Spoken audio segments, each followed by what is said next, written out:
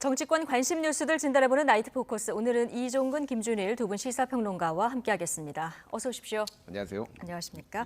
자, 어제 민주당 경선 결과 발표 저희 시간에 생방송으로 전해드렸는데요. 비명계 현역들 줄줄이 탈락을 했고 반면 친명계 원외 인사들은 대거 본선의 티켓을 거머쥐었습니다.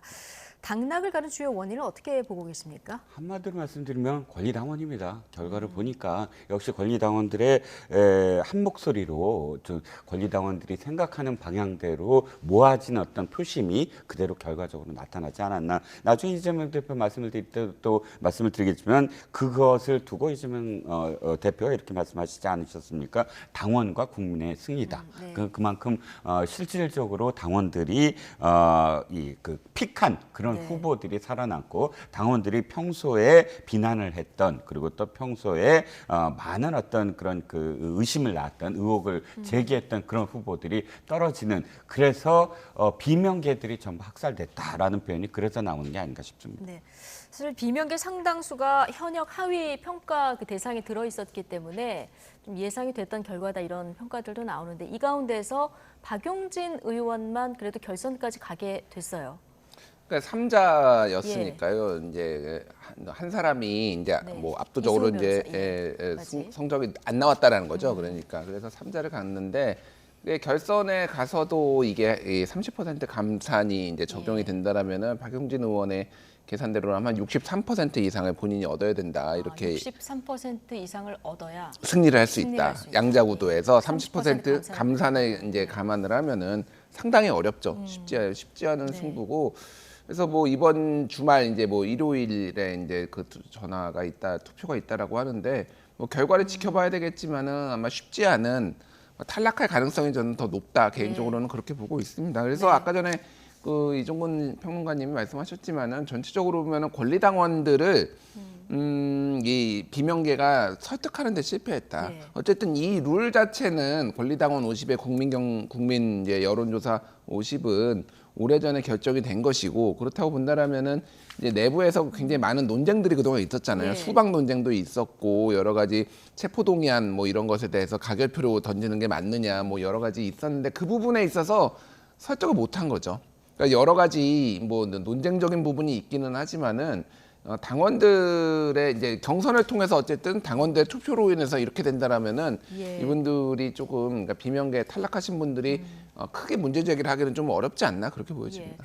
박용진 의원 같은 경우는 깜깜이 경선이 답답하지만 경선 결과가 나쁘게 나와도 탈당은 안 한다. 자, 이런 얘기를 오늘 다시 한번 했는데 기사들 중에 뭐 피해 수요일이다 뭐 이런 기사 제목도 눈에 띄긴 하는데 떨어진 의원들 반응들을 보면은 대체적으로 좀 수용하는 이런 분위기라 탈당으로 연결될 것 같지는 않습니다. 이렇게 되면 이재명 대표 체제는 더 굳건해진다고 봐야 되겠죠? 그렇죠. 이변은 없었다. 이게 이제 언론들의 이 분석인데 결국은 어저께 그 경선에 참여했던 사람들은 서야까지 하고 경선에 참여하는 것이거든요. 예. 그러니까 아시다시피 컷오프는 탈당을 하더라도 그게 어떤 규약이라든지 이런 거에 얽매이지 않기 때문에 잠깐 동안의 어떤 비판을 받더라도 그렇게 결행을 할 수 있지만 경선에 참여하면 아시다시피 탈당해서 그 지역구에 다시 나올 수 수도 없고요. 없습니다. 예. 그런데 탈당을 할 수가 있겠죠. 하지만 서야까지 하고 참여했다. 그런데 탈당까지 했다 그러면 비판은 더 세질 테고요. 또 경선에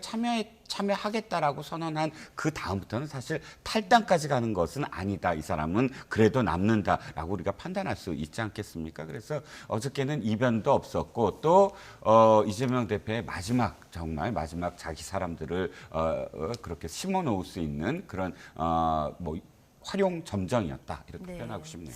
알겠습니다. 어쨌든 경선을 통한 결과였는데요. 총선의 영향은 어떤 영향이 있을지도 궁금합니다. 당내에서는 계파에 따라서 극명하게 엇갈린 반응이 감지됐는데요. 김성환, 송갑선 의원 발언 직접 듣고 오시겠습니다. 당의 주인이 누군가를 확인하는 경선 결과 아닌가 싶습니다. 다수의 당원들의 뜻이 있는 것 있고 평소에 그와 다른 행보를 하셨던 의원님들이 이 당원들이 이 결정하는 경선 과정에서 고배를 마신 것이라고 봐야 하지 않겠습니까? 어느 정도 예상도 됐지만 그럼에도 충격적인 이런 결과인데 어쨌든 우리 전체 총선 구도에는 그렇게 좋은 결과는 아니었다라고 생각을 합니다. 저희 당 내부의 결집과 단합을 좀 약화시키는 결국은 친명일색의 분들로 후보가 정해지고 있다라고 하는 어떤 흐름은 중도층 표심에도 그렇게 좋은 영향을 미칠 것 같지는 않습니다. 자, 당의 주인이 누군가를 확인하는 경선 결과라는 것이 김성환 의원의 평가고요. 자, 반면에 지금 송갑석 의원은 중도층 표심에 총선에서 악영향을 미칠 거다. 자, 이런 평가를 내놨거든요. 자, 상반된 평가를 듣고 오셨는데 총선 민심엔 어떤 영향이 있을까요? 근데 두 개가 상반된 거라기보다는 네. 다른 얘기를 하고 있는 거죠. 그러니까 서로. 예, 예. 결과에 대해서는 당원이 중요하다라는 거고 여기는 총선에 대해서 그렇죠. 얘기하고 영향을 얘기하는 거니까 그러니까 좀 다른 영역을 얘기했다라고 보는 게 맞는 것 같고 일단 송갑석 의원의 이제 그 우려에 대해서는 많은 사람들이 전문가들도 얘기를 하는 부분이에요. 다만 이제 이번에 선거 자체가 굉장히 선명하게 이를테면은 뭐 윤석열 정권 심판이냐 아니면 뭐 야당 이재명 민주당 심판이냐 뭐 이쪽으로 이제 전선이 딱 갈리잖아요. 여기에서 그러면은 이제 내가 평소에 민주당 지지 성향이 있었는데 어떻게 할 것이냐 이제 고민이 될 겁니다. 그래서 아예 이게 그 전통적으로 민주당 지지 온건 지지층 같은 경우에는 명분이 없거나 승산이 없을 때는 투표를 회피하는 경향이 있었어요. 아예 투표율이 그래서 보수 성향은 꾸준하게 나오거든요. 이게 뭐 보수가 이기든 지든 눈 오든 비가 오든 특히 노년층 중심으로 항상 투표장에 나오는 거 네. 있다라면은 온건 지지층 같은 경우에는 이제 투표를 회피하는 경향이 예를 들면은 안 간다. 아예 예. 투표장에. 2018년 지방선거는 60% 정도 됐고요. 10%포인트가 빠졌습니다. 2022년에. 거의 민주당 지지층이 많이 빠졌다고 보면 되는 거거든요. 그러니까 제가 말씀드리는 거는 예. 송갑석 의원이 우려하는 게 아주 근거가 없는 건 아닌데 얼마나 민주당이 이 지금 파동을 관리를 잘 하느냐. 이게 이제 좀 달렸다. 이후에 달렸다라고 보면 될 것 같고 김성환 의원이 말씀하신 거는 저는 반만 동의하겠습니다. 예. 그러니까 당의 주인이 당원이다. 그러니까 당원들이 여러 가지 생각을 가질 수 있는데 그거에 대해서 설득도 하고 그런 게 정치 아닌가요? 그러니까 리더는 그러면은 뭐 그 당원들이 원하는 대로 다 기계처럼 해야 되는 것인가 이런 생각을 합니다. 뭐 국민의힘이 예를 들면은 그 김기현 대표가 뽑힐 때 윤심이 이렇게 딱 꽂으니까 뭐 이제 당원들이 막 표를 모아주고 하고 했잖아요. 그거에 대해서는 그러면 그 당원은 당심의 그 당원들의 마음은 어떻게 평가하시는지. 그러니까 당원들의 마음도 역동적이고 무조건 당의 주인은 당원이다라고 말씀하시는 건 좀 위험한 게 아닌가 저는 그렇게 봅니다. 네. 이재명 대표도 김성환 의원과 비슷한 취지의 그 반응을 내놨는데요. 민주당은 당원의 당이고 국민이 당의 주인이란 사실을 경선을 통해서 증명했다. 자, 이런 얘기를 하면서 민주당의 공천은 혁명이다. 이런 평가까지 내놨거든요. 글쎄요, 그런 그 평가를 했다면 지금 당의 지지율이 훨씬 더 좋게 나와야 되지 않을까요? 혁명이고 혁신이고 그런 어떤 평가는 사실 지지율로 평가가 되는 것이고 당에 대한 어떤 성원이 그 결과로 나타납니다. 네. 그런데 뭐 전 수치를 말씀드리는 건 아니지만 전체적인 어떤 분위기는 지금 민주당에 상당히 회초리를 드는 분위기거든요. 전 딱 4년 전에 미래통합당을 보는 것과 똑같은 느낌이에요. 미래통합당에서 당시에 이제 황교안 대표와 그 다음에 공관위원장 김영호 공관위원장의 공천 번복이라든지 뭐 예. 굉장히 잡음이 많았습니다. 그런 잡음들을 바라보면서 이 당에 미래가 있느냐라는 실망을 했던 굉장히 많은 중도 유권자들이 이탈을 하고 또 보수 유권자조차도 굉장히 지지를 철회한 상황이 있었거든요. 현재 상황 뭐 어떻게 수습했냐에 따라서 달라질 수도 있겠지만 그러나 최근에 어떤 공천 상황 자체는 국내힘에 이거는 진짜 상대평가니까 국내힘에 비해서 굉장히 많은 부분 너무 밀어붙이고 거칠고 설득력이 없고 자신들의 사람들 자신들의 어떤 권리당원이라는 이름의 팬덤 정치가 완전히 당을 좌우하는 어떤 상황들 이런 것들이 너무 거칠게 노정이 됐다는 거예요. 그리고 또 한 가지만 말씀을 드리면 사실 어저께 경선에 참여했던 분들은 남아 있으려고 작정을 하는 분들이 많아요. 예. 아까도 말씀드렸지만 네. 그렇다면 특히나 어저께 결과에 대해서는 이재명 대표가 조금 더 네. 이렇게 다독일 수 있는 어떤 워딩이 필요하지 않았을까. 그러니까 컷오프된 사람들이 뛰쳐난 것에 대해서 아이고 그 사람들은 우리와 함께하지 못할 사람이다라고 이야기하는 것까지는 이해할 수 있다. 예. 하지만 어저께 이 탈락된 사람들은 경선에 그래도 끝까지 참여한 사람들이니까 그 상황에서 또 오늘 아이고 당원들과 국민의 승리이고 이건 혁신이다라고 너무 매몰차게 규정해 버리면 아까 송갑석 의원 얘기처럼 이건 단합이라든지 통합이라든지 일말의 어떤 대표의 어떤 그런 배려라든지 예. 책임이 없어 보인다라는 측면에서는 좀 아쉬운 네. 대목이죠. 마지막까지 경선을 해서라도 내가 당에 남아있겠다 한 현역들인 만큼 좀 다독이는 발언이 나왔으면 어땠을까라는 뭐 조언도 해주셨는데요. 자, 공천이 이제 마무리 수순에 들어가면서 여야 지도부, 주요 격전지를 방문하는 등 본격적인 총선 모드에 돌입했습니다. 양당 대표의 표심 잡기 행보 영상으로 함께 보고 오시겠습니다.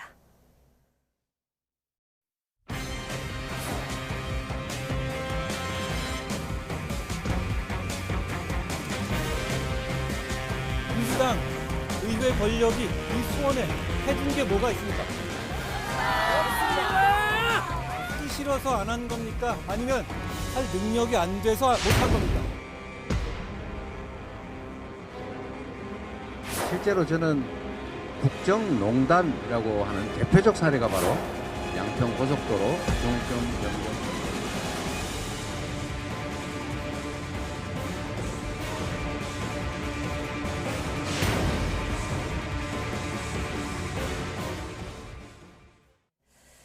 이제 총선이 34일 남았나요? 예, 뭐 양당 대표들 행보도 분주해 줄 수밖에 없는데 이재명 대표는 오늘 양평으로 갔고요. 한동훈 위원장은 수원을 찾았는데 자, 이재명 대표 오늘 양평을 찾아서 조금 전에 보신 것처럼 서울 양평 고속도로 특혜 의혹 부과하면서 국정농단 이런 말까지 했거든요.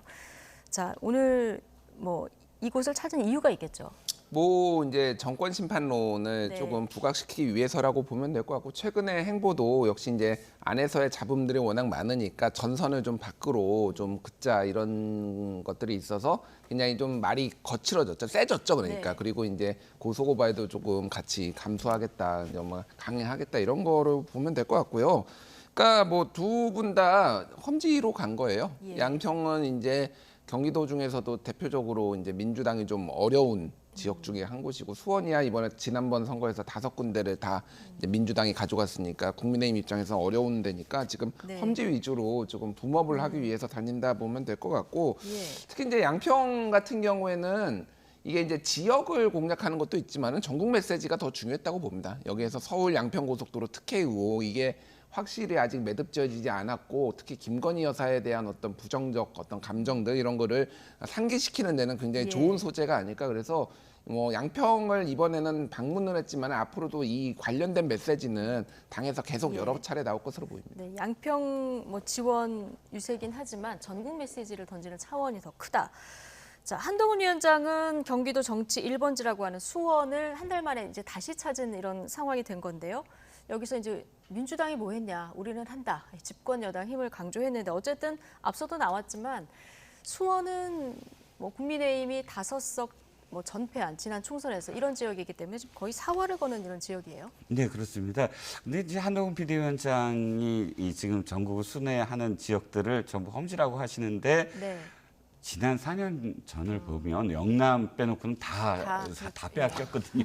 다 험지가 네. 됐죠. 저 국민의힘 입장에서는. 자, 이 수원 지역이 왜 중요하냐면 사실 수원 지역을 얼만큼 탈환하느냐에 따라서 경기 남부가 전부 다 흔들립니다. 예. 그야말로 수원이 그런 역할을 하는 곳이고요.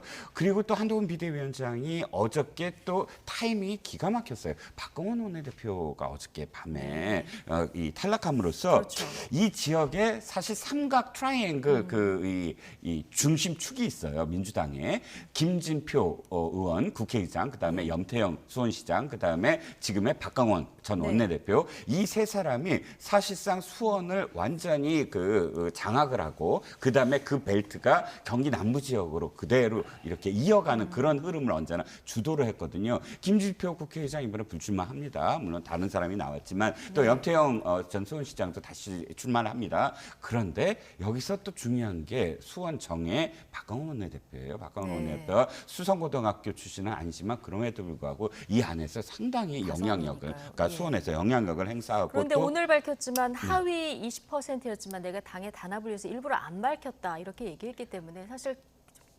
감산의 영향이 좀 컸다고 봐야겠죠. 그렇죠.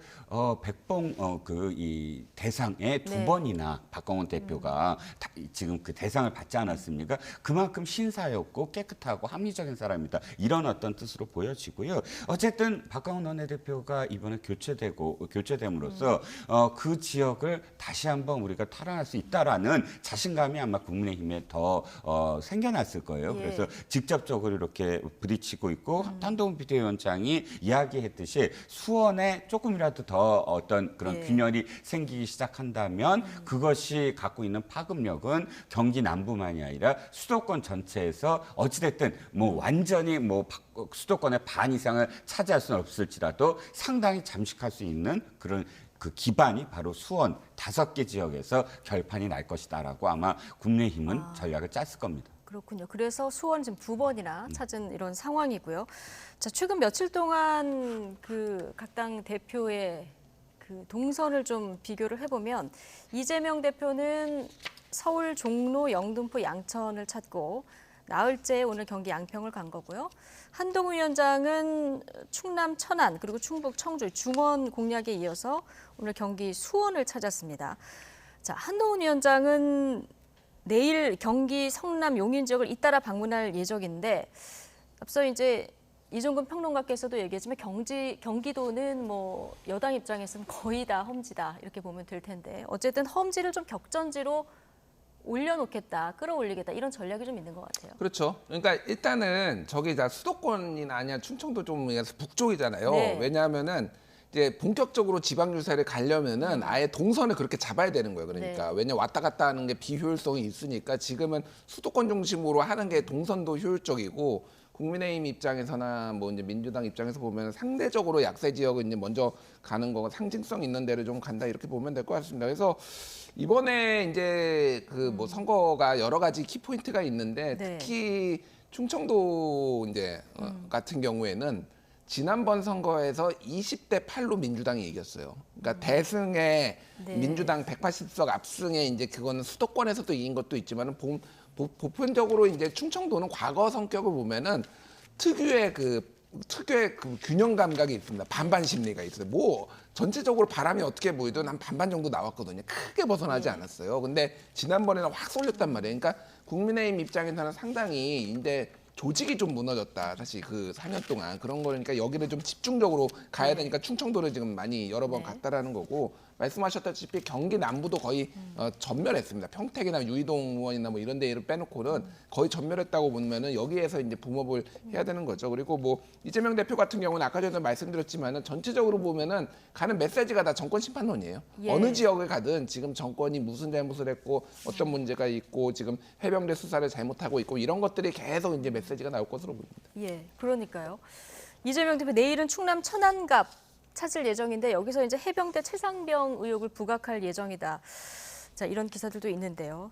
지금 이재명 대표의 앞으로의 현장 행보도 이렇게 정권 심판론을 부각할 수 있는 지역들이 좀 집중이 될 거다 이렇게 예상해 볼 수 있을까요? 그렇습니다. 저도 동의하는 게 지금 이재명 대표가 그러니까 유세라기보다는 선거 활동에서 전국을 돌아다니기 시작한 때부터 지금 계속 그 각 지역별로 정권 심판과 관련된 어떤 발언을 하고 있습니다. 그러니까 준비된 발언이라고 할 수 있고 정권 심판론을 다시 띄우기만 한다면 지금 잃은 어떤 지지율도 다시 회복할 수 있다라는 자신감이 있어 보입니다.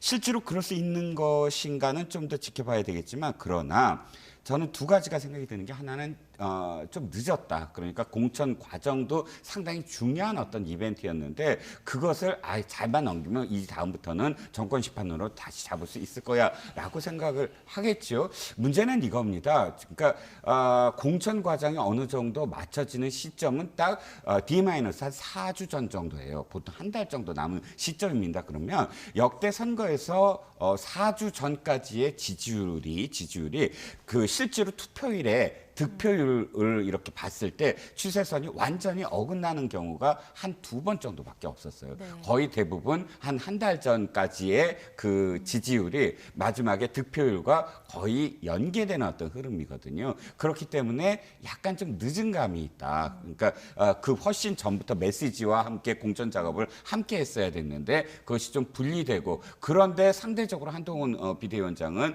그때부터 이미 전국의 주요 요지에 가면서 바로 메시지도 던지고 사람들과 함께하고 여러 가지 까시거리들도 양산하고 하면서 조금 더 뒤늦은 감이 있어서 타이밍에 대한 어떤 문제 제기를 하는 것이고 두 번째는 네거티브와 관련돼서 민주당이 너무 네거티브에만 올인한다라는 선거 때마다 이런 시각이 좀 국민들한테 있거든요. 생태탕, 뭐 페라가모, 뭐 기억하시겠지만 여러 가지 뭐 줄리오 이런 네거티브만 남는 마지막 그런 선거 기간 이렇게 굳어지니까 민주당이 지금부터 해야 할 수 있는 어떤 네거티브 전략이 과연 얼만큼 또 이 영향을 미칠 건가? 저는 개인적으로는 네거티브보다는 남이 돼서는 안 된다보다는 내가 되어야 하는 이유를 사실 지금은 유권자들한테 설명해야 되지 않는가라는 생각입니다. 알겠습니다. 자, 김준일 평론가께서 덧붙일 말씀 있으십니까? 아니요, 없습니다. 없습니까? 그럼 국민의힘 공천 후폭풍 얘기로 넘어가도록 하겠습니다. 자, 국민의힘 공천은 비교적 큰 잡음 없이 지금 진행돼 왔다 이런 얘기도 있었습니다만은 여당에서 이제 현역 탈락자 중심으로 반발도 좀 나오고 있습니다. 우선 해당 지역이 국민공천 지역으로 되면서 사실상 컷오프가 된 거죠. 이채익 의원 같은 경우는 내가 무소속 출마해서 살아 돌아오겠다 이렇게 얘기했는데 오늘 한동훈 비대위원장이 무슨 소리냐 절대 복당은 안 된다 이렇게 선을 딱 그어버렸어요. 예. 모든 당대표는 네. 뭐 당 지도부는 다 복당은 무소속 한 번도 복당을 받겠다고 한 적이 없어요. 네. 너희도 복당하면은 절대 안 받는다고 했지만은 지금까지 다 받아준 유구한 예. 역사가 있습니다. 무슨 네. 심각한 윤리적 문제를 일으키지 않는 이상. 지금 받아주겠다 이렇게 얘기할 수는 없는 거죠. 당연하죠. 그러면은 이제 우리 후보의 경쟁력이 떨어지고 막 사람들이 헷갈리는데 그러니까 그건 당연한 거고요. 예를 들면은 2020년에 비례정당에서도 그랬어요. 열린민주당 막 만들고 우리가 형제정당이다 자매정당이라고 그러니까 민주당에서 여기 절대 우리랑 형제정당도 아니고 복당 네. 뭐 합당 이런 거 없다라고 얘기했지만 결국은 나중에 했잖아요. 그래서 이거는 뭐 그냥 의례적으로 하는 얘기다 뭐 이렇게 보시면 될 것 같고요. 그래서 이제 더 그거는 한동훈 비대위원장 얘기가 시스템 공천을 못 받아들이면은 뭐 재배치도 없다 뭐 이렇게 얘기를 하는. 유경준 의원이 강남병 공천 관련해서 좀 불만을 제기했더니 그 얘기했죠. 예, 그러니까 유경준 의원 입장에서 보면은 본인이 40% 후반대 그 경쟁력이 제일 높은데 네. 이거를 경선도 아니고 컷오프를 시켜버렸단 말이에요. 1등을. 그러면은 이거에 대해서 이게 시스템 공천이냐라고 분명히 문제 제기를 할 수 있는 거고 그동안에 국민의힘에서 계속 한동훈 비대위원장이 얘기했죠. 우리는 시스템 공천이고 저쪽은 뭐 고장난 시스템이고 뭐 우리가 뭐 이게 잘 하고 있다라고 했는데 이거에 대해서 문제 제기를 하면은 너 불이익 줄 거야? 이거는 입틀막이죠, 입틀막. 예, 윤석열 대통령 그 경호실에서 입틀막 한 것처럼 아무 말도 하지 마 이런 건데 글쎄요, 사람들이 오히려 이 부분에 있어서는 뭐 부득이한 뭐 정무적 판단이 있었다라고 사람들을 설득하고 국민들한테 유경준 의원도 설득을 하는 게 거지. 너는 아무 말도 하지 마가 조금 굉장히 독재적으로 보인다 이렇게 보여집니다. 자, 재배치는 원팀으로 가는 것이 전제다 얘기를 했기 때문에 오늘 이 반발한 의원들은 재배치 대상에서도 좀 배제되는 것으로 이제 읽힐 수밖에 없는데 그동안 한동훈 위원장이 이렇게 탈락하신 분들을 위해서 다독이는 말들을 많이 했는데요. 오늘부터는 좀 강한 대응을 좀 하는 이런 모습도 보였거든요. 네네. 유경준 의원과 같은 경우는 좀 다르다고 생각이 약간 드는 게 지역 때문에 그렇습니까? 그렇죠. 물론 그렇고 문제는 문제 제기를 하는 방법에 대해서 그건 옳지 않다라고 지도부가 판단을 했다는 거예요. 즉 이의를 제기하는 것도 이제 다시 재심을 요구하고 그런 과정들이 그러니까 원래 공정한 시스템에 내용의 일부인데 기자회견을 하면서 이것은 시스템 공천이 아니다라고 못 박는 이유가 지금 공개된 여론조사가 아까 말씀하셨듯이 40대 20 정도의 어떤 그런 격차가 있는데 왜 이것을 경선을 안 하느냐라고 좀 더 격하게 그런 이의제기 네. 중에서 되게 격하게 했어요. 그러자 얼마 시간이 지나지 않아서 바로 지금 공관위가 점수를 공개해버렸죠. 공개해버렸죠. 예. 그리고 자료 다 있다라고 네. 했고 거기에 대해서 유경준 의원이 받아들였습니다. 그 공관위에 감사를 표한다. 네. 자료 공개를 신속하게 해준 것에 예. 대해서 하면서 한 발 굉장히 물러서고 재배치에 대해서도 받아들이는 것처럼 지금 했습니다.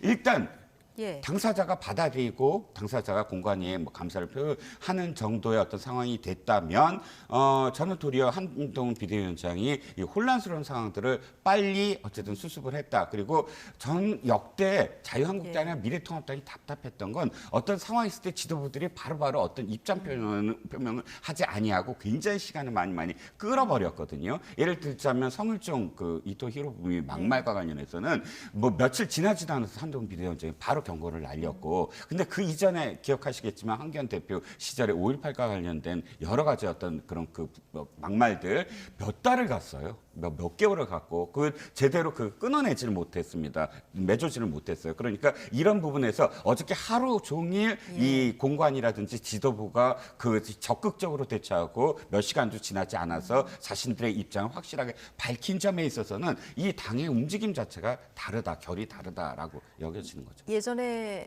그 보수 정당의 모습하고는 좀 대처 측면에서 다르다.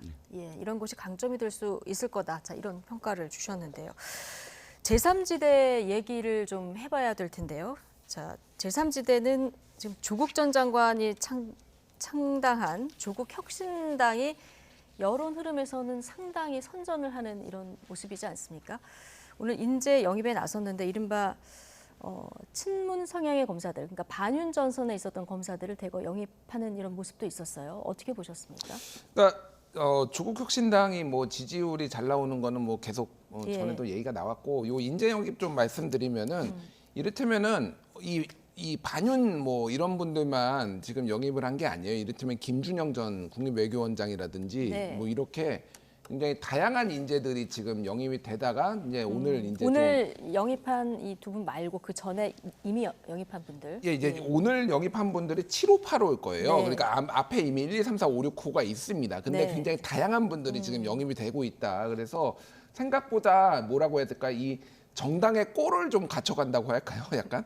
모습을 갖춰가고 있죠. 그러니까 왜 꼴이라는 맛은 네. 뭐 이게 나쁜 의미가 네, 아니라 보통 이렇게 급조된 소수 정당 같은 경우에는 굉장히 선명성을 무기로 합니다. 지금 뭐 이 조국 혁신당도 선명성을 무기로 하고 있잖아요. 그러면은 굉장히 특정 이슈에 이렇게 좀 치우친 인사들이 많이 이제 배치가 돼요. 그리고 예를 들면은 지난번에 열린민주당 같은 경우에도 굉장히 검찰 개혁 원툴이었어요. 그러니까 이거 나와서 말씀하시는 건데 근데 지금 오늘 같은 경우에는 이제 전직 검사들에서 검찰 개혁을 좀 외쳤던 분들이나 아니면 김학의 사건 이렇게 출국 금지 뭐 이렇게 했던 분들 이런 분들이 이제 영입이 되긴 했지만 전체적으로 보면은 상당히 이제 뭔가 거대 정당들이 하듯이 이렇게 인재 영입을 했다 이렇게 보면 될 것 같고 박은정 검사 같은 경우에는 한동훈 채널A 사건, 뭐 소위 말해서 이동재 뭐 채널A 기자 사건 관련해서 한동훈 그 검사를 관찰하는 과정에서 확보한 자료를 법무부 이제 대검찰청 자료를 법무부 감찰위원회에 제공했다가 여기에서 징계를 받은 거잖아요. 그렇죠. 사실 저는 잘 이해를 못하겠습니다. 그러니까 법무부 자료를 법무부에 제출을 했는데 이거를 왜 징계가 이렇게 세게 나왔는지 그것도 해임까지 나왔는지 잘 모르겠는데 박은정 검사에 대해서는 평가가 좀 많이 엇갈리기는 해요. 어쨌든 그런데 검찰개혁이라는 상징성을 조금 많이 이렇게 좀 본 것이 아닌가 그렇게 보고 또 그 차규근 전 본부장 같은 경우에는 김학의 출국금지로 이를테면은 검찰의 문제점을 지적하기 위해서 이렇게 적극적으로 나섰다가 지금 직위해제 됐죠. 그러니까 그분 같은 경우에도 상당히 어떻게 보면 검찰개혁의 상징성이니까 전략적으로 조금 뒤에 이런 분들을 많이 배치를 해가지고 점점 선명성을 좀 더 강화하는 뭐 이런 전략이 아닌가 그렇게 보여집니다.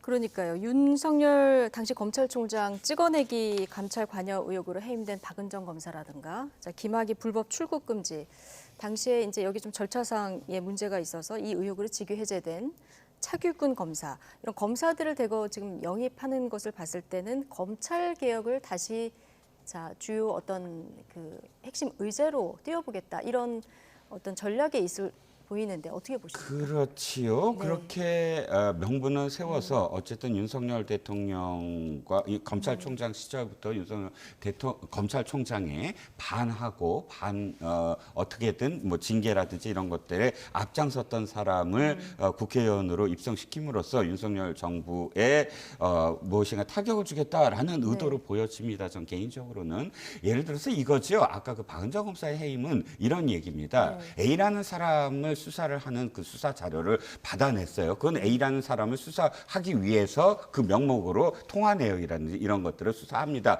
그런데 갑작스럽게 B라는 사람의 수사를 하는 어떤 과정에서 그 A라는 사람의 수사를 위해서 받아낸 통화 내역을 이쪽에 전달하면 네. 안 되는 것이거든요. 그거는 각각의 어떤 그 수사 영역이 다르고 또 그 목적에 따라서 그 통화 내역을 써야 됩니다. 근데 목적이 전혀 다른 어떤 다른 사건과 다른 피고인과 또는 다른 사람에 관련된 문제에 그 통화 내역을 전달했기 때문에 그건 해임이 된 것으로 저는 알고 있고요.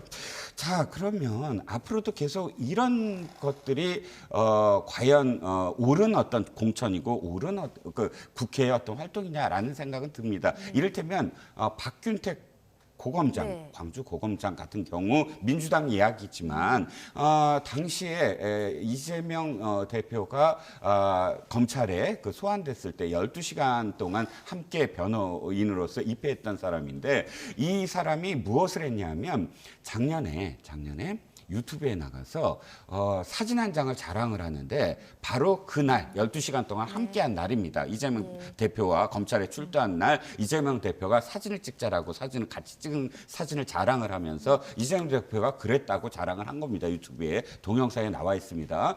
아이고 이 사진이 당신에게 아주 유용하게 쓰일 거야. 라고 이야기하면서 그 사진을 찍어줬다는 거예요. 근데 그때 어떻게 얘기하냐면 내가 국회에 이렇게 진출하게 되면서 이 사진을 쓰게 될 줄 몰랐다. 그때부터 다 이런 뜻이 있었구나. 네. 라고 이재명 대표가 한테 고마워했다는 영상이에요. 그러면 이게 어떤 내용이냐면 거래잖아요. 어떤 의미에서는 변호를 해주고 대표로서 공천을 받는 것과 연결되는 걸로 이렇게 추정되는 발언을 한 겁니다. 저는 이렇게 검사들이 바로 이렇게 그 변호사로 나오는 것도 그러니까 국회에 진출하는 것도 문제지만 이런 식의 뭐 보복을 위해서나 혹은 자신의 어떤 대가를 위해서 저 개인적인 생각입니다. 예. 일단 이런 것들을 위해서 전직 검사들을 이렇게 뭐 공천을 주는 것 이것이 과연 옳은 일일까라는 생각은 듭니다. 예, 지금 지지율 추세를 봐야겠습니다만은 지금 여론 흐름에 만약 비례대표 투표에서 정당 지지율이 나온다고 하면은 7, 8호 정도면 뭐 당선 가능성 들어간다 이렇게 볼 수도 있는 상황 아닙니까? 물론 그러니까, 앞으로 예. 어떤 변수가 있을지 모르겠습니다. 그러니까 지지율 한 10% 정도 만약에 네. 나온다 그러면 한 6명까지 이제 당선이 되고요. 이제 15% 나온다 네. 그러면 한 이제 8명, 뭐 10명, 예. 이제 10명까지는 안 되고 뭐 요 정도 될 것 같습니다. 그러니까 이분들이 순서대로 이 영입 순서대로 그렇긴 이거 하죠. 받는지 예. 안 받는지는 제가 모르겠습니다만 어쨌든 뭐 조국 대표도 뭐 들어갈 가능성이 있고 네. 그러니까 어쨌든 상당히 많은 분들이 이제 영입이 되는 거고 이거는 여기가 당선 가능성이 높으니까 지금 사람들이 오는 거예요. 다른 데에 비해서 이제 뭐 소위 말해 이제 예. 좀 화제가 되는 인물들이 오는 거는 그렇게 봐야 될 것 같습니다. 그래서 지난번에 열린민주당이 2020년 총선에서 5.4%를 얻었거든요. 그때는 아까 전에 말씀드렸지만 민주당이 강하게 선을 그었어요. 네. 그리고 견제도 들어가고 그때는 민주당의 공천 파음도 없었고 파열도 없었고 그랬는데 이번에는 이미 더불어시민당 때와는 다르게 조국혁신당을 이재명 대표가 어느 정도 손을 잡고 용인하는 모형새를 보여줬기 때문에 예. 지금 이 친명 지도부가 이제 사실상 장악한 민주당이 좀 못 믿어온 분들이 상당수가 조국혁신당으로 친문 성향의 분들이 이탈할 가능성이 상당히 있다 이렇게 봐야 될 것 같습니다. 그래서 저는 두 자릿수까지도 충분히 가능하겠다. 지난번과는 다르게. 예. 예. 자, 조국혁신당의 1호 인재로 영입된 분이 신장식 대변인인데요. 최근 조국혁신당이 미는 게 하나 있다. 오늘 이런 얘기를 했는데 뭔지 직접 듣고 오시겠습니다. 윤석열 정권을 심판하는 데 있어서 라인업 보시고 야무지다, 괜찮다 싶은 데를 각자 선택해 주시면 됩니다. 저희들이 미는 게 하나 있어요. 그래서 네. 지민비조라고 그게 뭐예요? 지역구는 민주당, 비례는 조국혁신당. 근데 민주당 입장은 또 좀 다를 것 같아요. 당연히 민주당은 지금 민주당은 비례당이 따로 있으니까. 몰빵 이게 흔히 이제 커뮤니티에서는 몰빵 민주당 몰빵론 이야기를 하세요. 그 조국 대표가 무슨 얘기를 했냐면 하객진 얘기를 했습니다. 하객진. 화살촉의 맨 앞에 망치선이 있는데 예. 조국혁신당이 그 망치선 역할을 하겠다. 본진이 완전히 포위해 달라. 그렇게 역할 분담하자. 네.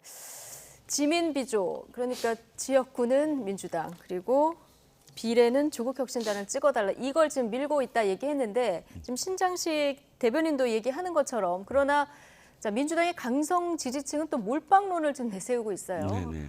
지역구도 비례대표로 다 민주당을 뽑아야 된다. 근데 이게 지금 어디서 이 얘기가 또 나왔냐면 이 대표가 지원 유세 중에 한 가게에서 이렇게 빵을 양손에 들고 있었기 때문에 네네. 이건 다 몰빵을 해달라는 의미다. 이런 해석이 지금 나왔다고 해서 지금 질문을 드리는데 저 어떻게 보십니까? 그렇게 깊은 뜻이 네. 있었던 줄 저도 몰랐습니다. 그런데 저는 열린민주당 사태랑 비슷하게 갈 거다라고 생각을 해요. 지금은 웃으면서 지민비조 몰빵 얘기를 하지만 시간이 다가올수록 굉장히 예민하게 서로 부딪힐 가능성이 높아 보여요.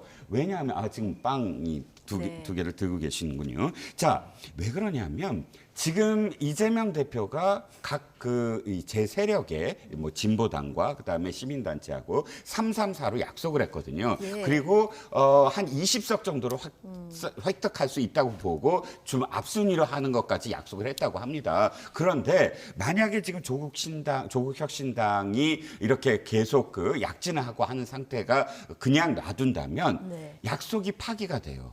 즉 자신이 지금 꼭 집어넣어야 될 사람들을 앞순위로 가야 되는데 그러면 진보당이라든지 또는 다른 제 세력에서 334가 아니라 줄어들 수밖에 없거든요. 그런데 처음에 약속을 어디까지 했는지는 잘 모르지만 그게 서로 용인이 될 수 있는 상황이겠느냐라는 것이고 열린민주당 사태도 그때는 처음에는 이렇게 안 싸웠어요. 그런데 어느 순간부터 열린민주당이 굉장히 세가 형성이 되자 김어준 방송인이 방송을 하기 시작하고 양정철, 이재명 대표, 이해찬 대표가 직접 나서서 막 견제를 하기 시작하니까 당시 정봉주 열린민주당 최고위원이 민주당이 나를 쓰레기 취급한다라고까지 방송에 나와서 격하게 이야기했거든요. 그 시점이 바로 열린민주당 지지율이 높아지기 시작한 시점부터였습니다. 그래서 아마도 그걸 양보할 수 없는 그런 상황에서의 민주당이 과연 조국혁신당은 그대로 그냥 바라만 보고 우리 함께 하겠다. 같이 20석을 나눠 갖자라고 할 수가 있을까라는 거죠. 그러니까요. 지민비조냐 몰빵이냐. 민주당 지지층도 고민이고 민주당 내부도 좀 고민이 깊을 것 같아요. 고민이 깊죠. 그러니까 의석수를 말씀드리면은 2016년에 민주당이 25%를 그러니까 정당 지지율을 받았거든요. 그때 12석 비례로 12석을 가져갔고요. 2020년에는 33.4%를 받았는데 그때 17석을 가져갔습니다. 민주당의 이번에 이제 지지율은 요 중간 어디쯤에 있다라고 보시면 될 것 같아요. 그러니까 거기에 민주당 지지율이 떨어지면 그거를 상당수가 이제 조국혁신당이 이제 받을 가능성이 높은 거죠. 그럼 아까 전에 말씀하셨듯이 이제 334 이렇게 말씀을 하셨잖아요. 그렇게 될 경우에는 민주당에서 공천한 분들이 만약에 25% 정도밖에 안 나온다라고 하면 민주당에서 공천한 분들이 두세 명밖에 못 들어가요. 그러니까 이게 상당수가 일당을 뺏길 가능성이 이제 있는 거죠. 그래서 지금은 사실은 이제 이재명 대표가 상당히 급했어요. 사실은 이렇게 지지층도 이완되고 지금 공천 이제 이런 파열음으로 이제 논란이 생기니까 이제 정권 심판론에 부각하기 위해서 정권 심판을 하는 모든 정당과 손을 잡을 수 있다. 그 중에는 조국혁신당도 있다. 이렇게 얘기를 했지만은 앞으로는 조금 선을 긋는 본격적으로 완전히 배척하거나 싸우지는 않은 지난번 열린민주당 사태처럼 싸우지는 않더라도 약간의 선을 긋는 이런 것들이 좀 본격적으로 나올 것 같습니다. 문제는 아까 얘기했듯이 지난번에는 공천 파동도 없었고 소위 말해서 이제 더불어민주당이 원팀이었고 그럼에도 5.4%가 나온 거고 지금은 공천 파동이 어느 정도 있거든요. 여러 가지. 그리고 지금 비례 그 더불어시민연합에서 나온 그 후보들 확정되진 않았지만 네. 이 후보들에 대한 불만들이 있습니다. 왜 진보당하고 손을 잡아서 의석을 이렇게 많이 줘? 나는 거기다가 표 주고 싫은데 약간 그쪽 민주당 지지자들 중에서도 그런 분들이 있어요. 그래서 지난번보다는 확실히 이탈자가 많을 것이다. 그 수혜를 상당수는 조국 혁신당이 가져갈 수밖에 없다 이렇게 보여집니다. 예, 조국 혁신당 바람이 불면서 좀 새로운 미래 개혁신당 먼저 깃발을 올린 제3지대 정당들 관심도가 좀 떨어지긴 했는데 자, 공천 반발로 탈락한 홍영표 서른 의원 그리고 새로운 미래 연대를 할 것 같습니다. 오늘 민주연대를 공식화했고요.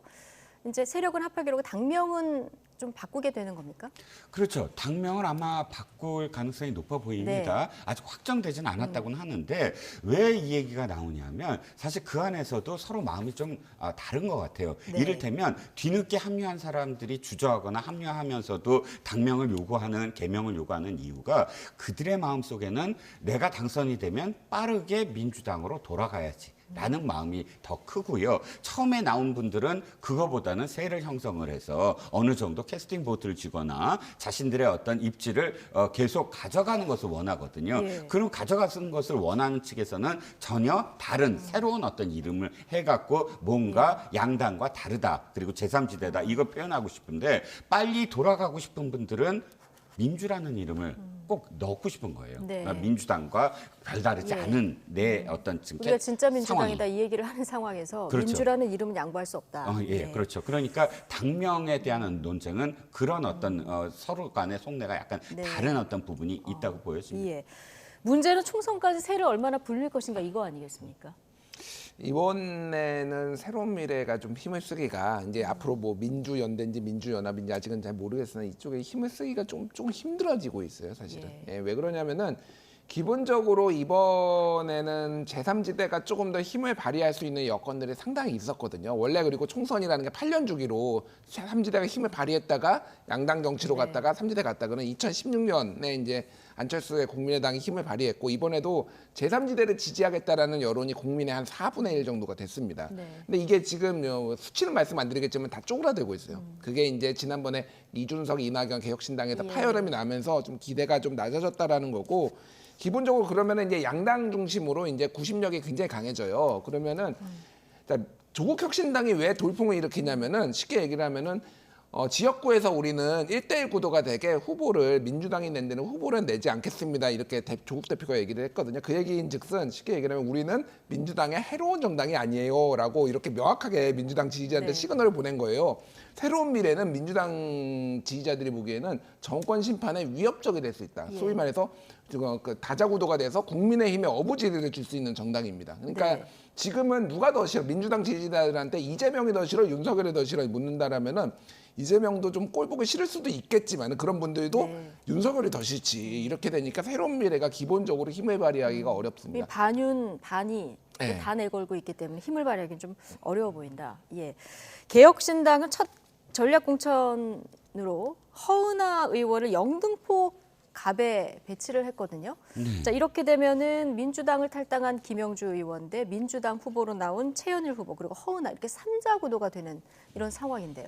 그렇죠. 네. 일단 시작이 됐습니다. 여기도 네. 공천이 시작이 됐고 공관위원장 김정인 위원장이 공관위원장 된 다음에 사실 공관위원장은 공천이잖아요. 그럼 네. 공천의 이슈를 다른 어떤 정당보다 뭔가 다르게 해야 되는데 이렇게 한 사람 꼽고 그다음 이야기되고 한 사람 꼽고 이렇게 이야기되면은 하나의 스토리가 되지도 않고 메시지가 되지도 않고 하나 이렇게 서사가 되지도 않거든요. 그래서 허은하 의원이 영등포 각 간 것 자체가 큰 어떤 이 당에 어떤 이득이 되거나 메시지가 될 수는 없어 보입니다. 예. 하지만 그럼에도 불구하고 어찌됐든 영등포 갑이 이미 뭐 이게 전선이 형성이 돼 있는 상황 속에서 허은하 의원을 굳이 거기다 넣은 건 어쨌든 이슈를 부각하겠다. 네. 지금 그쪽이 가장 이슈가 커지고 있지 않습니까? 네. 그 스토리도 많고 그러니까 이슈를 따라가서 그 이슈에 어쨌든 우리가 포함이 돼갖고 그 이슈 속에서 당의 어떤 그런 그 색깔을 좀 더 뚜렷하게 내겠다라는 전략임에는 틀림없으나 아쉬운 건 개별적이다.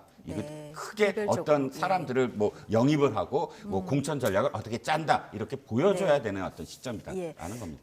그러면 서사가 되려면 또 이슈를 좀 일으키려고 하면은 어떤 스토리가 좀 담겨야 되는 겁니까? 잘 모르겠습니다. 네. 아니, 그러니까 그 훌륭한 김종인 공관위원장도 잘 못 만드는데 제가 예. 뭐 어떤 거를 만들 수 있겠습니까? 근데 이제 중요한 건 그런 것 같아요. 양당, 그러니까 이게 나온 이유가 김영주, 최현일 둘 다 민주당 사람이니 네. 그러니까 내가 보수를 대표하겠다 뭐 이런 거잖아요. 예. 근데 이제 개혁신당의 어떤 지지율이라든지 아니면 보수의 어떤 정체성이라는 게 상당히 많이 희미해졌다. 예. 이를테면은 통합 과정에서의 삼지대로 이제 뭉치는 과정에서 다시 갈라지면서 보수 정체성. 그래서 심지어는 뭐 대구 TK나 뭐 대구 지역에서는 개혁신당 지지율이 아예 안 잡히는 막 여론조사까지 이제 나올 정도로 상당히 지금 네. 보수 진영에서는 이번은 전선 자체가 이제 친윤석열이냐 반윤석열이냐 예. 뭐 이런 걸로 갈라진다라면은 개혁신당의 포지션은 그러면 사람 보수 유권자가 묻을 겁니다. 당신은 친윤석열입니까 반윤석열입니까? 그러면은 보수표를 얻기가 상당히 쉽지는 네. 않아 보인다.